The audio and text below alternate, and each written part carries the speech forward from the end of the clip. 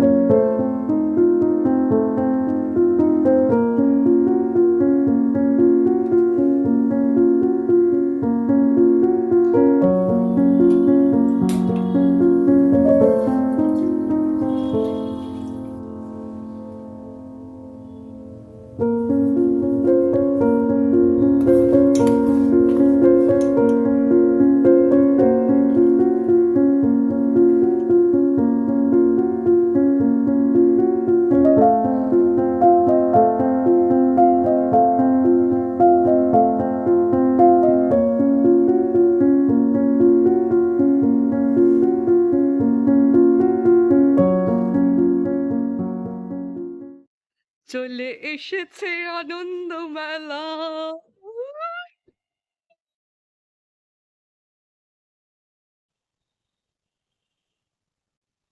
Sreesanth Mukhopadhyay, good, বাণী বসু, সঞ্জীব চট্টোপাধ্যায়।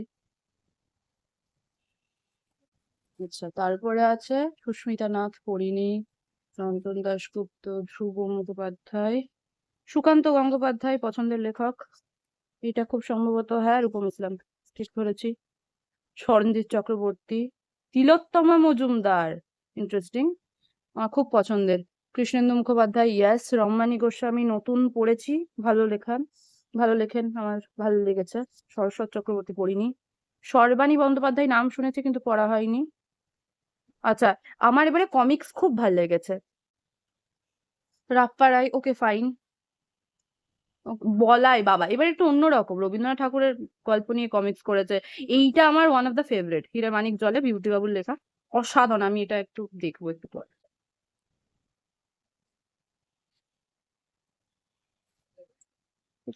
মারাত্মক আছে। এই যে কাকা, হিরে মানিক জলে, মামা, কি ভালো ইলাস্ট্রেশন, আমার বেশ সুন্দর লেগেছে এটা। বেশ বেশ একটু অ্যানিমি মার্কা, যদিও অ্যানিমিতে এই ধরনের আঁকা ঝোঁকা থাকে, কিন্তু আমার মন্দ লাগছে না। বেশ ভাইবটা ওইরকম আছে। এই কাজটা কি করেছে, ওয়াও, সেরা সেরা বলে লাভ নেই, সেরা করেছে। দিস ইজ একটু পরের দিকগুলো দেখি। ও ভাই, ভাই সাহাব, সেরা তো। ওকে, সি, পছন্দ হয়েছে, হেভি লাগছে ভাই। আমি জাস্ট এই বইটা এখন পড়ে শেষ করলাম। ভাই কি পড়ে নিলাম, অসাধারণ। না এরকম হয় যে কোনো কোনো বই থাকে যে আমি ২ মাস ধরে ৩ পাতা ২ পাতা এইটুকু ওইটুকু করে পড়ছি, তারপরে একদিন আসবে যেদিনকে ঝাঁ করে পুরোটা শেষ হয়ে যাবে। আজকে সেরকম ফাইনালি, এটা আমি কদিন ধরে, ২ সপ্তাহ ধরে বোধহয় এই বইটা আমি চালাচ্ছি। আর আমার এরকম ছোট পুচকে বই ২ দিনের বেশি সময় লাগে না জেনারেলি। বাট যাই হোক, খুব ভালো লেগেছে।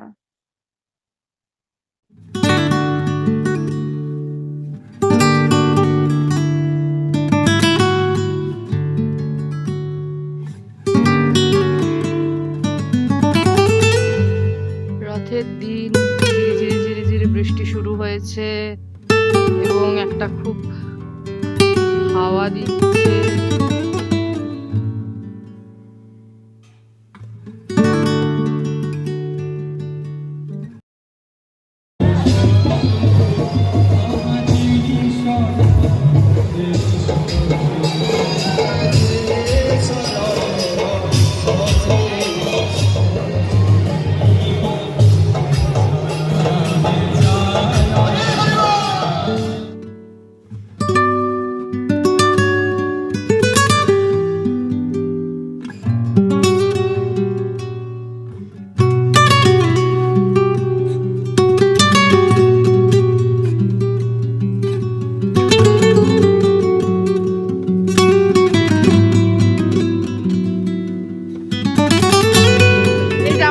দুটো খেলনা, এই যে মায়ের একটা খেলনা, এই যে আমার একটা খেলনা।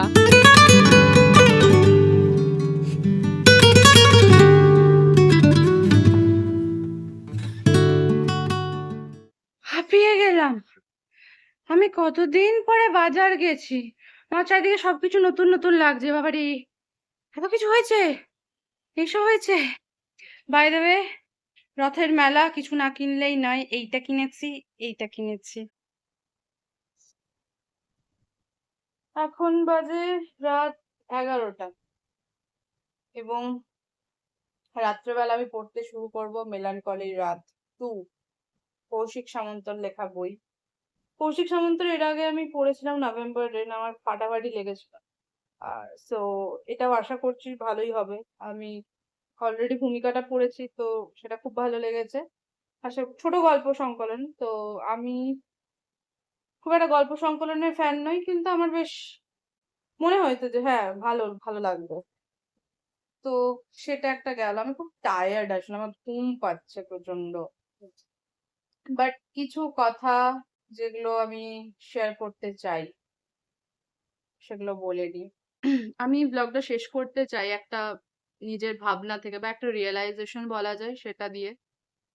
সেটা হচ্ছে যে আমরা সবসময় যেটা চেষ্টা করি প্রত্যেকে, আমি নিজের কথা শুধু বলছি না, সবাই আমার আশেপাশে আমি যাদেরকে দেখেছি তারা সবাই চেষ্টা করে, ইনক্লুডিং আমি, যে যেটা হচ্ছে আমি সেটাই করবো, বা যেটা আমি ইজিলি পাচ্ছি, যেটা রিয়েলিটিতে আমার সাথে হচ্ছে আমি সেটাই করবো। কখনো আমার কমফর্ট জোনের বাইরে গিয়ে আমি কিছু করবো না।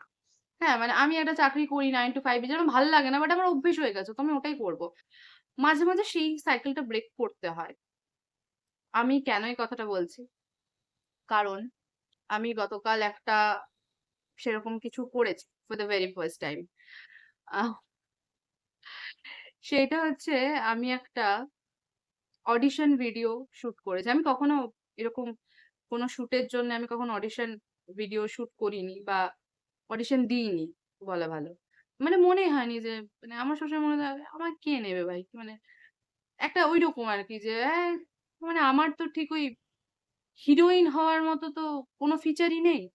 তো আমার সবসময় মনে হয় ভাই আমাকে কেন নেবে, there are lot of beautiful women যারা ডিজার্ভিং। তো আমার গত পরশু আমার একটা এরকম আমি জানতে পারলাম যে তারা এরকম খুঁজছে। তো আমি বললাম, ঠিক আছে, পয়সা তো লাগছে না, কি যায় আসে, একটা তো ভিডিও করেই পাঠাতে হবে, পাঠিয়ে দিও। দিলাম পাঠিয়ে। সো এখন আমি রেজাল্ট পাইনি, কবে পাবো আমি জানি না। এবং আমি এরকম না যে আমি হোপিং ফর দ্য বেস্ট, আমার কিছু নেই। আমি জাস্ট মজা করতে করে দিয়েছি, জাস্ট জাস্ট ফর ফান, যে ফেলুদার মতো আর কি, যে গোয়েন্দাগিরি কেন করে না, ভালো লাগে করতে, ইটস ফান। আমার অ্যাপ্রোচটা অনেকটা ওইরকম। তো এটাই আর কি। আমি রিসেন্টলি একটা একটা জায়গাতে সিলেক্ট হয়েছি, শর্ট লিস্ট হয়েছে, এখনো সিলেক্ট হয়নি, শর্ট লিস্ট হয়েছে। তো সেটা আমার কমফর্ট জোনের বাইরে, আমি সেই সাবজেক্ট নিয়ে পড়িও নি, আমি এই ফিল্ডটা সম্পর্কে আমার খুব একটা ধারণাও নেই। তো আমি একবারেই আনকোরা আর কি বলা চলে এই দিকটাতে। তো সেখানেও যখন আমি সিলেক্ট হয়েছি, প্রথমে মনে হচ্ছিল যে ইন্টারভিউটা নিয়ে তো চাপ খাচ্ছি, এটা হবে, এটা করতে হবে, সেটা করতে হবে। হ্যাঁ, মানে কিভাবে কি হবে, কারণ সবকিছু স্মুথ যাচ্ছে না। তো আমার তখন একটা কথা মাথায় স্ট্রাইক করলো যে যারা ডিজার্ভিং ক্যান্ডিডেট, আমি তো তাদের মধ্যে পড়ছি না, আমার ওই ডিগ্রিটা নেই, আমার ওই নলেজটা নেই, আমি ওই ফিল্ডের নই একদমই, তাও ওরা আমাকে শর্টলিস্ট করেছে। তো जब देना है तो वो देगा, এটা নিয়ে কোনো ডাউট করার জায়গাই নেই। যে আমি যখন এই চান্সটা পেয়েছি, তো এরপরে যদি আমাকে রিজেক্টও করে আমার কোনো খারাপ লাগাও থাকবে না সেখানে। ঠিক আছে ভাই, আমি তো এমনিও চৌহদ্দিতে পড়ি না, তো সেখানে সিলেক্ট হয়ে গেলে ভালো লাগবে, একটা নতুন এক্সপিরিয়েন্স। আমি এখন সত্যি কথা বলতে কোনো কিছু আর কম্পিটিটিভ ওয়েতে দেখি না। আমি এরকমও নই যে আমি এরকম ক্যামেরার সামনে এসে আমি বলবো না যে না আমি যা চাই আমি সেটাই পাবো, I am not that much of a delulu person. কিন্তু আমি হ্যাঁ, এরকমও আছে যে আমি বিশ্বাস করি যে আমাদের বিশ্বাসটা খুব ইম্পর্ট্যান্ট। আমি যদি বিশ্বাস করি যে আমি ভালো, বা আমার সাথে ভালো হবে, তো আমার সাথে ভালোই হবে। আমি যদি ভাবি যে আমার সাথে খারাপ হবে, বা ওটা ঠিক যাচ্ছে না, বা এটা হবে না, তাহলে মানে কিছু না কিছু ওটা হবেই। ঠিক আছে? তো এটা নিজেকে মানাতে হবে যে না, আমি ভালোই ভাববো, খারাপ ভাববো না আমি।